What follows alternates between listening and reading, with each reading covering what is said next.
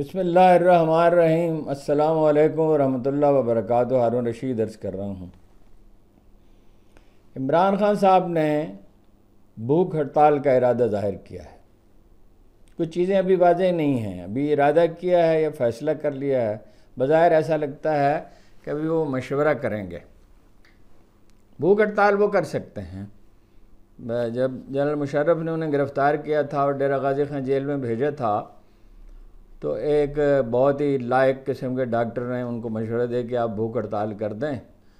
और जेल में जो उनका हमदर्द था, बज़ाहिर हमदर्द ही था वैसे तो, और खान साहब ने इतनी सादगी का मुजाहरा किया इस मामले में। मैं पानी भी नहीं पिया 3 दिन।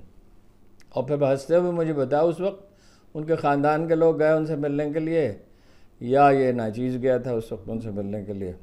तारिक साहब भी मेरे साथ थे, साबिक़ सेनेटर तारिक चौधरी। तो वो अपना फिर हंसते हुए कह रहे थे मुझसे उठा ही नहीं जा रहा था। मैंने कहा भाई पानी तो पिया जाता है, पानी तो नहीं, बल्कि पानी में अगर नमक भी डाल लें तो ये भूख हड़ताल की खिलाफ वर्जी नहीं है। तो वो इसलिए उन्होंने भूख हड़ताल का फ़ैसला किया है कि कल 3 घंटे तक इंतज़ार में खड़ा किया गया। और बड़ी बदतमीज़ी की जाती है, दरख्त के नीचे खड़े हो जाएं, दरख्त के नीचे खड़े होते हैं, फिर एक पुलिस वाला आता है, कहता है यहाँ से हट जाएं। वो सरगोदा का वाक़या आपको मालूम ही है कि ट्रांसफार्मर तक उड़ा दिया और गलियाँ बंद कर दी और किसी को पेश होने नहीं दिया। अब उमर अयूब कहाँ से गए थे? तंग करने की तो कोई हद नहीं है। तो लेकिन ये है कि ये बहुत सोचा समझा फ़ैसला करना होगा, ताब नहीं ला सकती इसकी हुकूमत। ये मैं यकीन से कहता हूँ।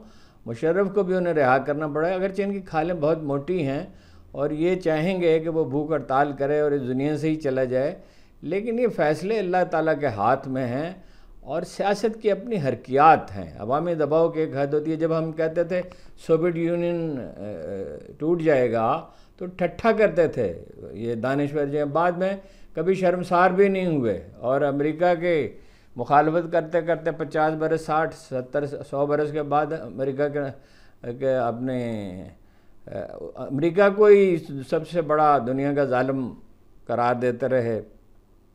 साम्राज्य, सफ़ाक साम्राज्य और सुर्ख सवेरा, और फिर उसके नौकर हो गए, सब के सब शाज कोई बचा है।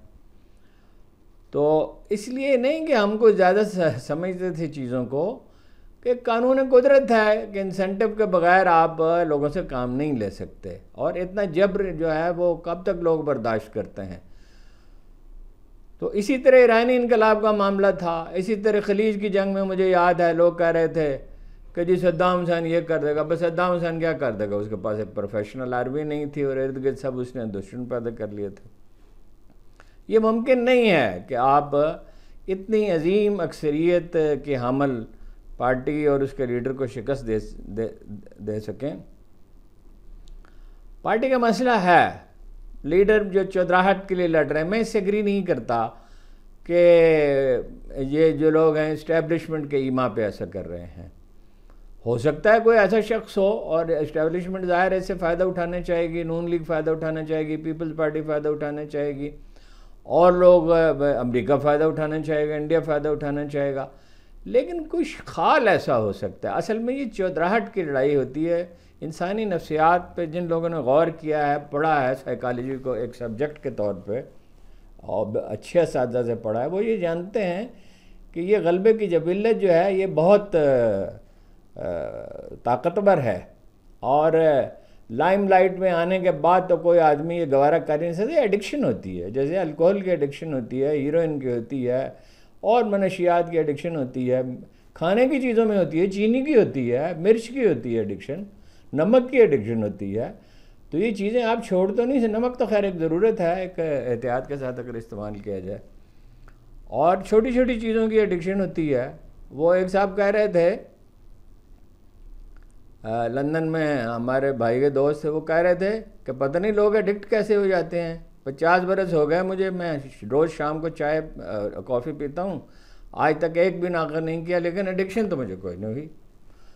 तो ये एडिक्शन होती है। सबसे ज़्यादा बेचैनी फवाद चौधरी फैला रहे हैं, लेकिन मैं इसको साजिश नहीं समझता। ज़्यादा लोग ये कह रहे हैं, 90% से ज़्यादा अखबार में ये कह रहे हैं यानी जो हमदर्दी रखते हैं, ये गैर जानबदार हैं पीटीआई से, कि ये वो इस्टेब्लिशमेंट के इमा पे नहीं कह रहा। वो चौधरी बेचैन आदमी है और अब वो उसकी जहानत जो है वो उसे तंग करती है और वो एक रोल चाहता है और रोल उसे मिल भी गया था। मुझसे तो पूछा, वो वर्जिश करते हुए हाँप रहे थे इमरान खान, तो उसी कमरे में मैं चला गया तो मुझसे पूछा। शेख रशीद के बारे में मैंने मना किया था और शेख रशीद मैं आज भी समझता हूँ कि उन्होंने नुकसान पहुँचाया। जब वो गाली देंगे शरीफ ख़ानदान को, तनकीद और चीज़ है, गाली और चीज़ है। तमस्खुर उड़ाएंगे, तहकीर करेंगे, तजलील करेंगे, तो जो जवाब है वो भी करेंगे। और वो सिर्फ जवाब में सिर्फ ज़रूरी नहीं है ज़ुबानी गुफ्तगू करें, वो साजिश करेंगे। फिर वो अमेरिका और भारत का सहारा लेना पड़े तो लेना गवारा कर लेंगे। लोगों की आप इस तरह तहकीर और तजलील तो नहीं कर सकते। मतलब वो भी बहुत करते हैं, नून लीग वाले भी बहुत करते हैं। लेकिन वो जो अभी हमारे अपने अदील साहब, क्या नाम है उनका, उन्होंने कहा कि कुरान मजीद कहता है जाहिल को जाहिल कहना चाहिए, तो मुबलग इल्म है, थोड़ा है। कुरान मजीद कहता है वइज़ा ख़ातबहुमुल जाहिलून क़ालू सलामा, जब जाहिल तुमसे उलझने की कोशिश करें तो उनसे कहो तुम पे सलामती हो। मफ़हूम ये है कि तरह दे जाएं, उन्हें अवॉइड कर जाएं। जहालत को अवॉइड किया जाता है और जहालत के ख़ात्मे का एक ही तरीका है कि लोगों को सिखाया जाए, उनकी तौहीन और तजलील और तहकीर न की जाए। और जुल्म के मामले में भी यही है कि इंसाफ किया जाए। जुल्म का तदारुक जवाबी जुल्म नहीं है।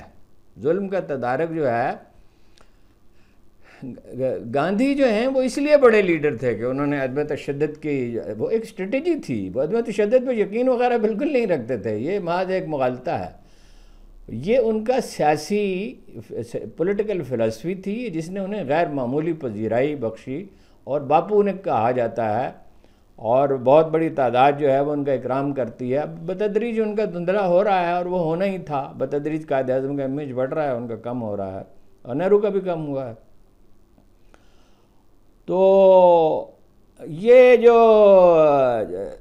इल्ज़ाम तराशी है, जवाबी इल्ज़ाम तराशी है, रऊफ़ हसन का भी लहजा ठीक नहीं है और शेर अफजल साहब जो हैं वो भी गैर मोहतात हैं, जज्बाती हैं। मैं उनके बारे में भी मैं अव्वल दिन से इस राय पे कायम हूँ कि वो साजिशी नहीं हैं और वो किसी के ईमा पर नहीं करते, बल्कि बड़े दिलेर और करिश्मेटिक आदमी हैं और पढ़े लिखे भी इन सब लीडरों से ज़्यादा हैं।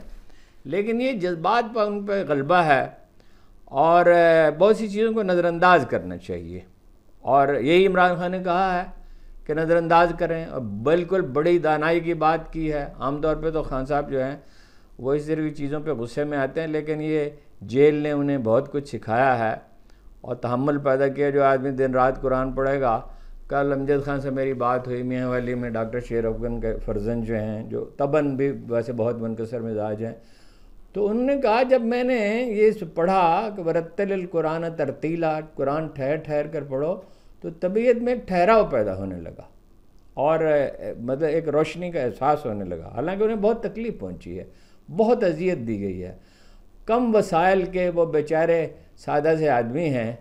लेकिन ये है कि जब उनकी गुफ्तगू मैंने सुनी तो मेरी सारी मायूसी दूर हो गई कि इतनी तकलीफ़ें उठाकर एक आदमी ऑप्टिमिस्ट है और मुस्तक़बिल में के बारे में मतलब पुरुम्मीद है। असल में बात यह है कि इतनी तकलीफ़ में साबित कदम रहना मुश्किल ही होता है और बहुत कम लोग साबित कदम रह सकते हैं और जज्बाती तवाज़ुन का मुज़ाहरा कर सकते हैं।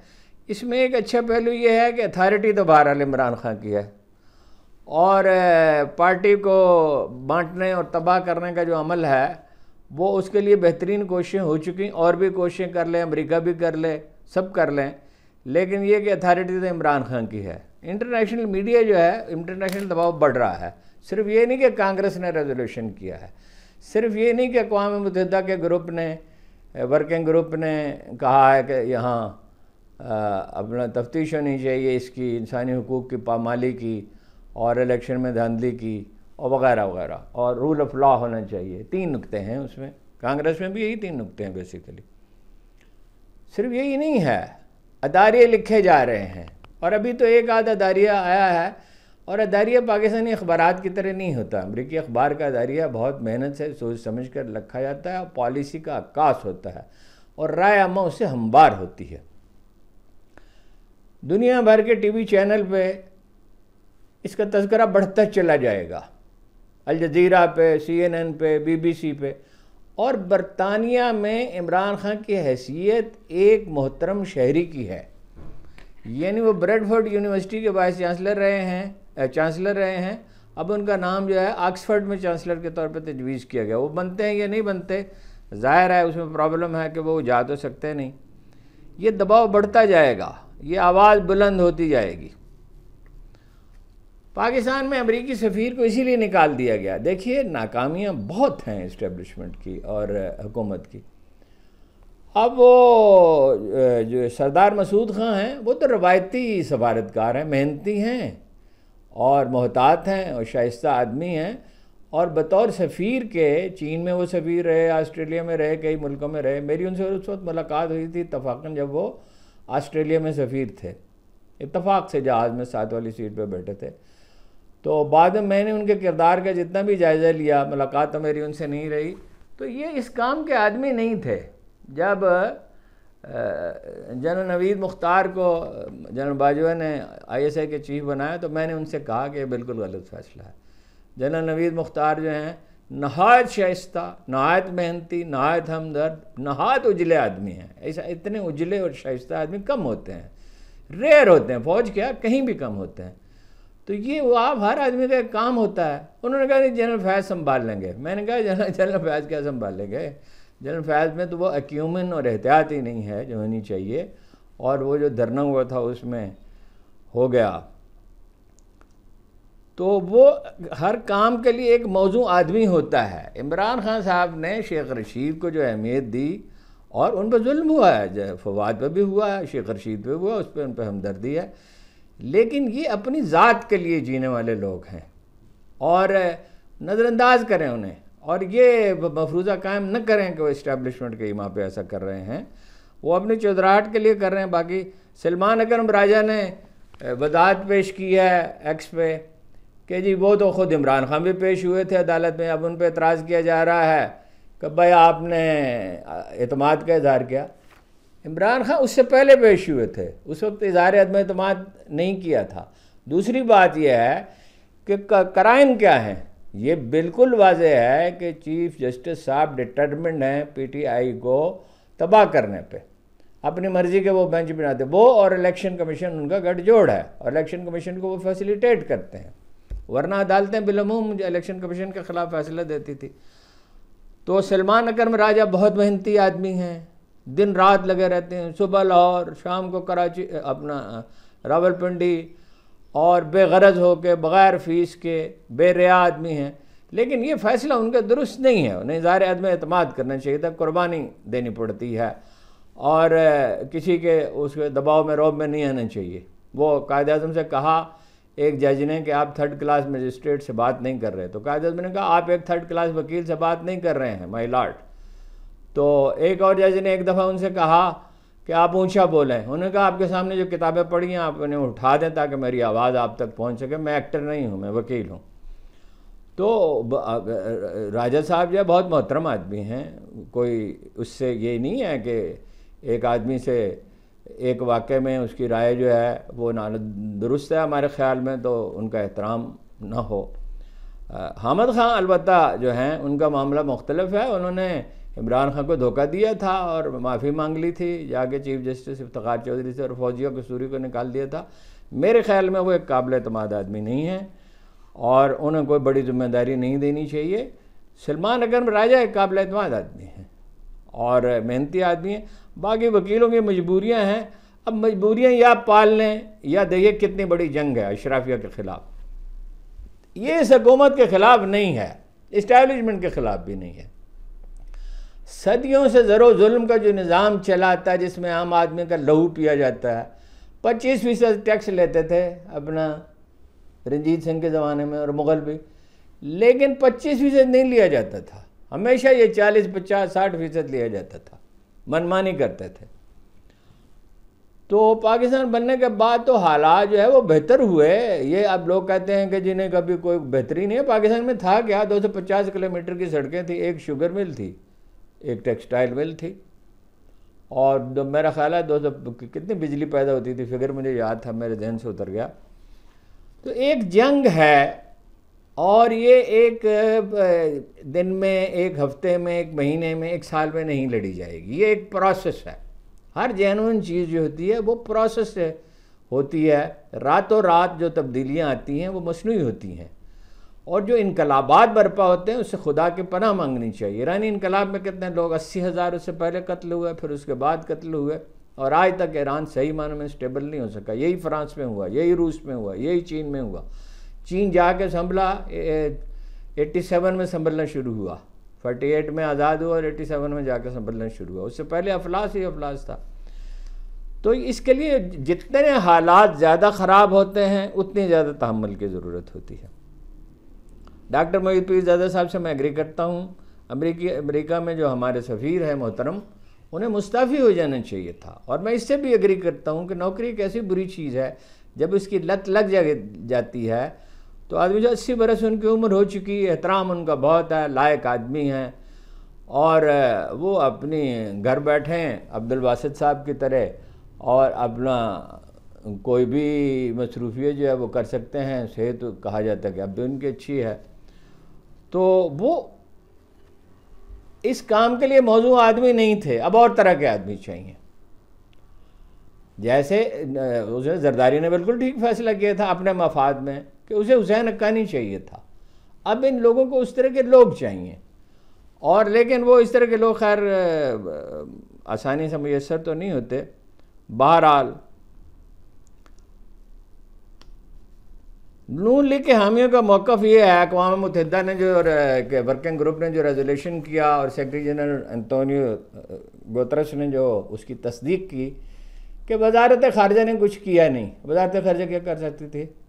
वो वर्किंग ग्रुप वाले अंधे थे, उन्हें पता नहीं था धांधली हुई है। दुनिया का हर आदमी जानता है धांधली हुई है। और कहा जाता है, दबी ज़ुबान में ये भी कहा गया वहाँ इमरान खान के हमदर्द मौजूद है। इमरान खान के हमदर्द हर जगह मौजूद है, उसका मौक़िफ़ दुरुस्त है। इलेक्शन लूटा गया है, उसकी 2/3 अक्सरियत थी जो 2022 के इलेक्शन में उसने 3/4 सीटें ली थी, और अब सारी तोड़ फोड़ के बावजूद लोगों ने वोट डाले। इनकलाब तो आ चुका, इन मानों में तो इनकलाब आ चुका। उसको अगर सॉफ्ट रेवोल्यूशन कहें, 8 अपना फरवरी को लोगों ने वोट तो दे दिए, तो लोगों ने राय अम्मा की जो यानी मौक़िफ़ है वो आखिरकार उसको प्रिवेल करना होता है। ये नहीं हो सकता कि भाई आप वो चालाकी से, बाद लोग जो है ना वो चालाकी को बड़ी मता समझते हैं। इकबाल ने जो अक्ल की मजम्मत की है कभी उस पर गौर करें। अक्ल यार है 100 भेष बदल लेती है, इश्क बेचारा न जाहिद है न मुल्ला न हकीम, हैं जी। और वो टीपू की वसीयत जो उन्होंने नज़्म है उनकी, उसमें लिखा कि रोज़ अज़ल मुझसे कहा ये जिब्राइल ने, जो अक्ल का ग़ुलाम हो वो दिल न कर कबूल। तो वो अक्ल के ख़िलाफ़ नहीं थे इकबाल। इकबाल कहते हैं कि चिराग राह है, मंजिल नहीं है। अक्ल जो है वो एक ऐसा नूर है जो रास्ता दिखाती है, इट सेल्फ मंजिल नहीं है। आप कॉमन सेंस से डिसीजन नहीं कर सकते। सिर्फ आपको तारीख़ को समझना होता है, इंसानी नफ्सियात को समझना होता है, ये समझना होता है कि इंसान क्या है, ज़िंदगी क्या है, कायनात क्या है। सियासत में कम अज़ कम आपको 2-3 बातें समझनी होनी चाहिए। माशरे की साख्त को समझना होता है, मईशत को समझना होता है, और सियासी हरकियात को समझना होता है। तो ये जो है चालाकी से कर लेंगे। जिससे भी बात करते हैं बड़ी मायूसी का इजहार करता है, काजी साहब मिल गए, चीफ इलेक्शन कमिश्नर मिल गया, सरपरस्ती हासिल है, ये हो जाएगा। कुछ भी नहीं होगा।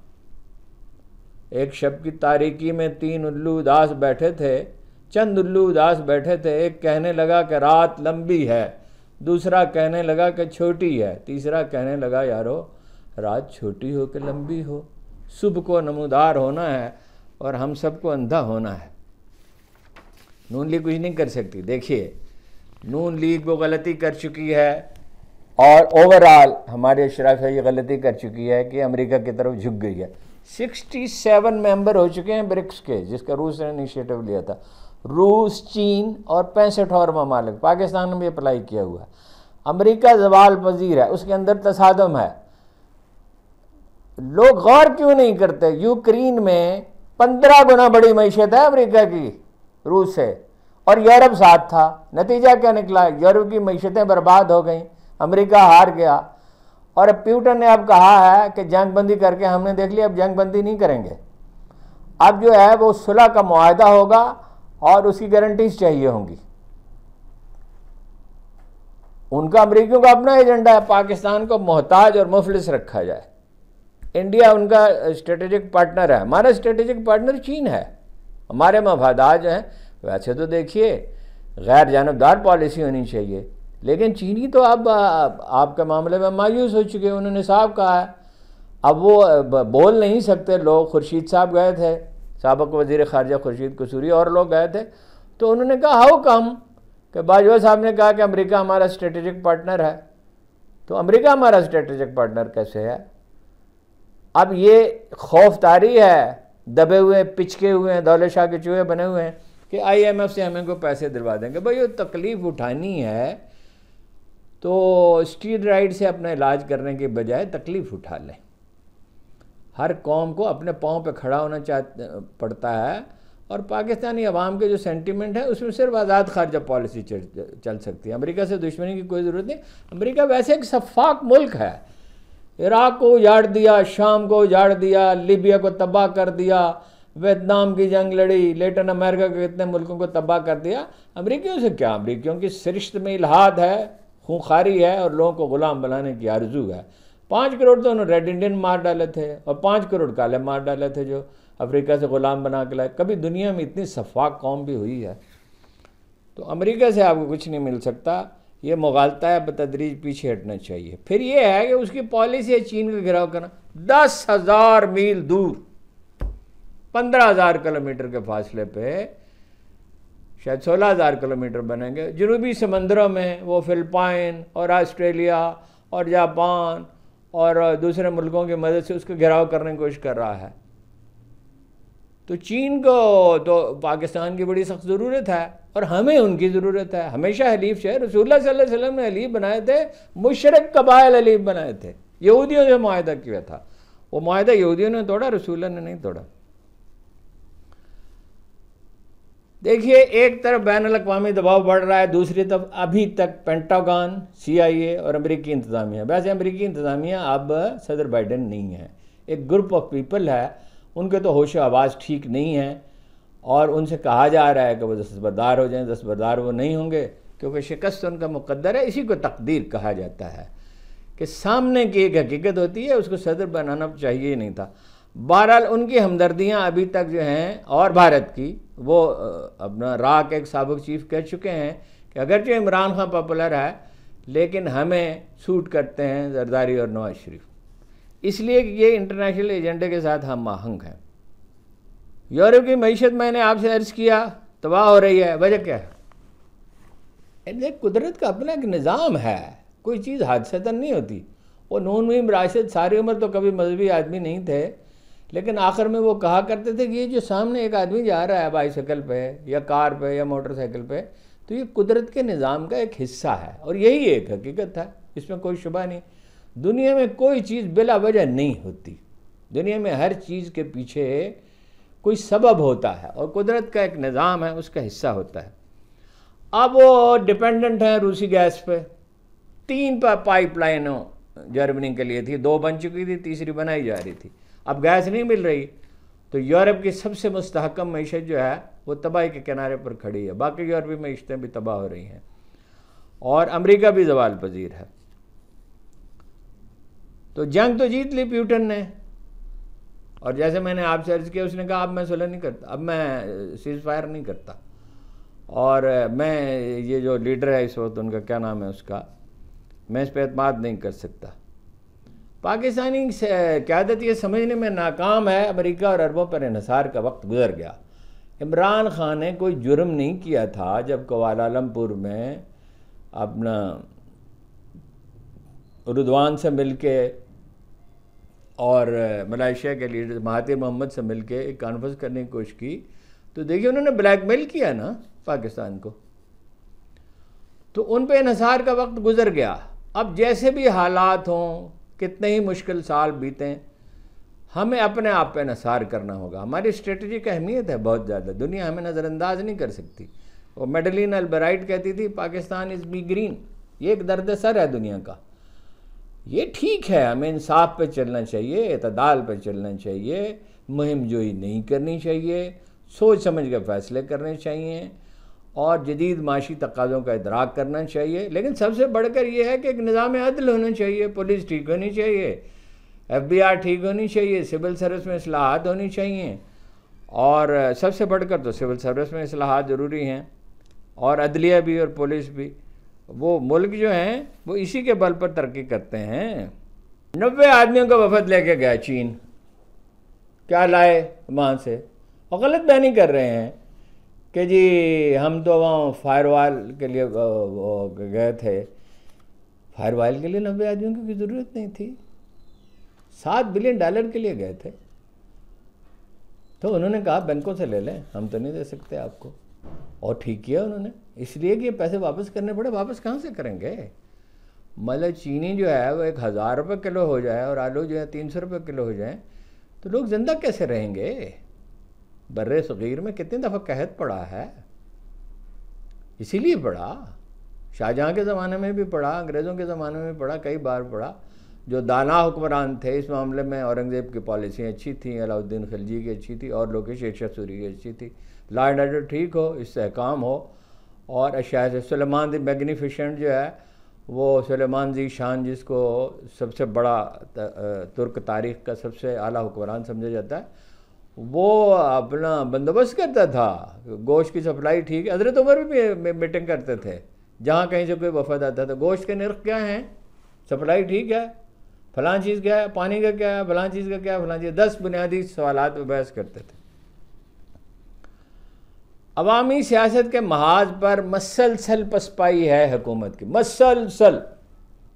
गंदा पैदा करने वाले किसान जो हैं वो बरहम हैं, सिर्फ नाराज़ नहीं हैं। डॉक्टरों को गिरफ्तार किया गया, भाई ये पूरी कम्युनिटी है, लाखों आदमी हैं, डॉक्टर और नर्सें। अच्छा, वो पैसे दे के पब्लिसिटी कराई।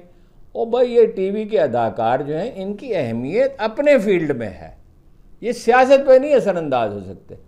और एक आदमी ने तो अपना विड्रा कर लिया, माफ़ी मांग ली, और बाकियों का राज फाश हो गया। अब वो जो जिस काम का कोई आदमी होता है, कहा जाता है कि उस पर करोड़ों रुपए खर्च किए गए, और उससे इमेज बेहतर बनाने के बजाय ख़राब हुआ। भाई आपकी परफॉर्मेंस पे होता है। ये 1980 और 1990 के ज़माने में जी रहे हैं, ये वो ज़माना नहीं है। और उस वक्त लोग नाराज़ थे, मेजॉरिटी खिलाफ थी पीपल्स पार्टी, बड़ी पार्टी पीपल्स पार्टी थी, बाकी पार्टी छोटी थी। ये मिलजुल के उनके वोट 59% से ज़्यादा बनते थे मुखालिफ पार्टियों के।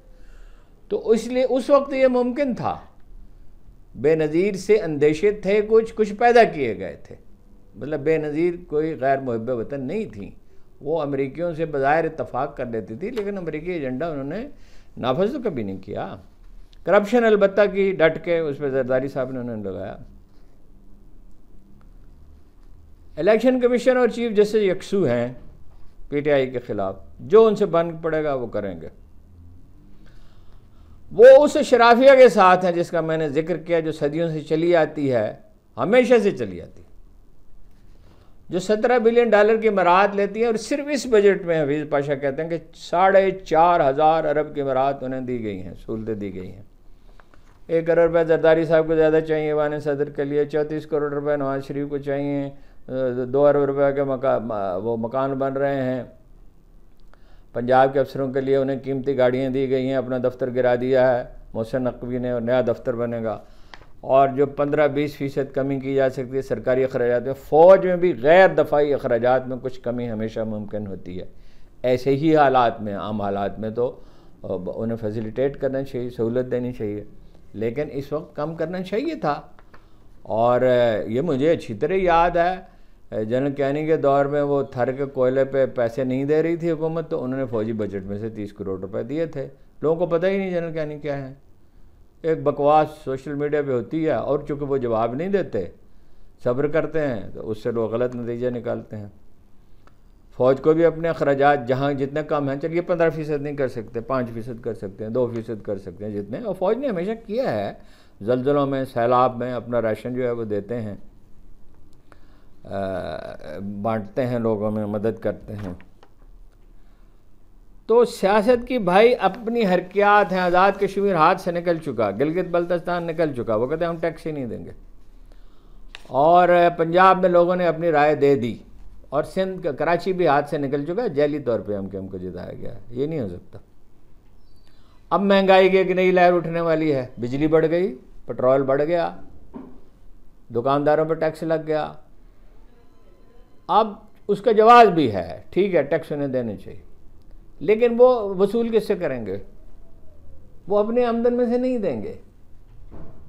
वो उसके लिए माशरे में शऊर पैदा करना होता है और ये साबित करना होता है ये टैक्स का रुपया ठीक खर्च हो रहा है।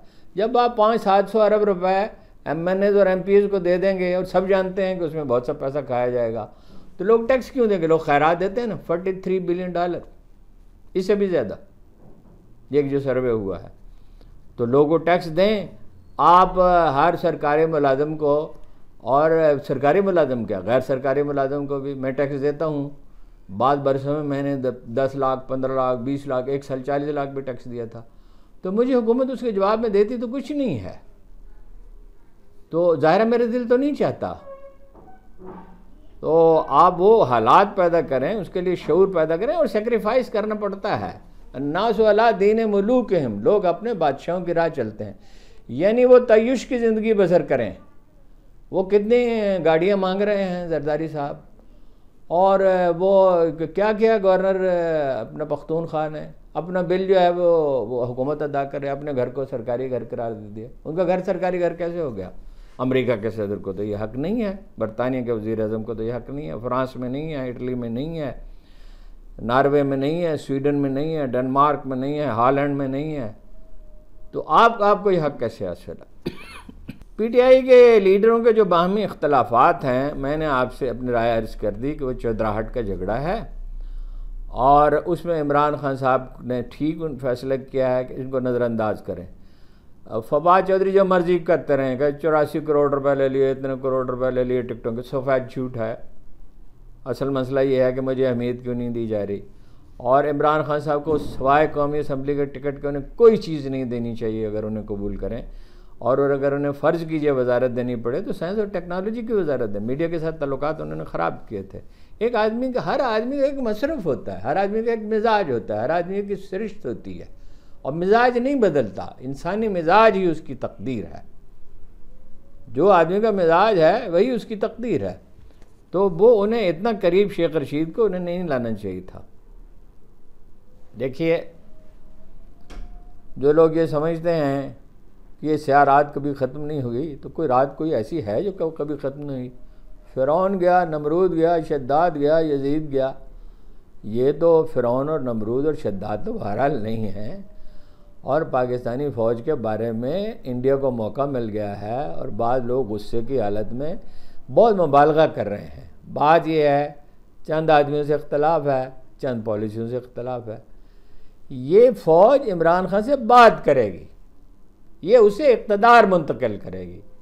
बिल्कुल मुझे इसका यकीन है। कोई गैब तो नहीं जानता, लेकिन सियासी हरकयात यही कह रही हैं। और देखें आप, नवाज शरीफ निकल गए थे तो वापस आ गए, बेनज़ीर निकल गई वापस आ गई। वो अलग बात है कि बाद में हादसे में जो उनके साथ हादसा पेश आया, लेकिन ये ज़माना वो नहीं है।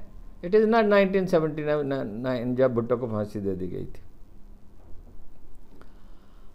तो हुकूमत मनफी हरबों पे इन्हिसार कर रही है, और इमरान खान ने अगर भूख हड़ताल कर दी, लोग पहले ही नाराज़ हैं, नाराज़ नहीं हैं, मुश्तिल हैं, लोगों को रास्ता नहीं सूझ रहा।